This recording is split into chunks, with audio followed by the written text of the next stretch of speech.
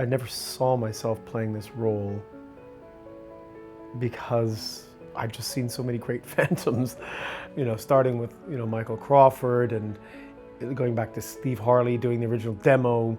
Through the gambit, I could list a bunch of my friends, John Owen Jones, Ramin, you've got Scotty, who's the alternate here, who's played it, Ben, who just left. They're great phantoms. I think I was incredibly unprepared for the amount of work that goes into making you that gruesome character, just from a visual point of view, and what it takes to keep yourself going while that happens.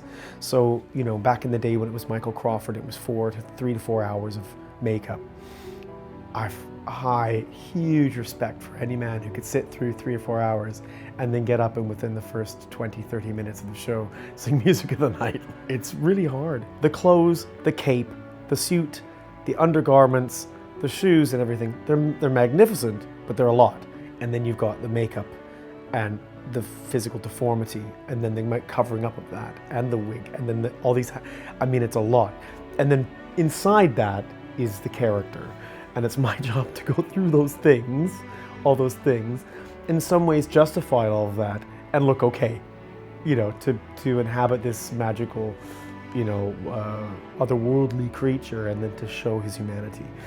That's the hard part, is getting through all that each night.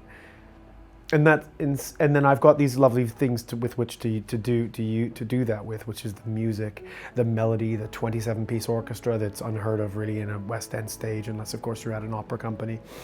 We don't get this anymore, and I'm so glad that they fought really hard to keep it as much of the original as possible. They could automate the show and make it and cut half the cast out or half the crew out backstage. They haven't. The only thing they've done is added to the sound system. So they've replaced the sound system in the outside and replaced a new lighting system as well.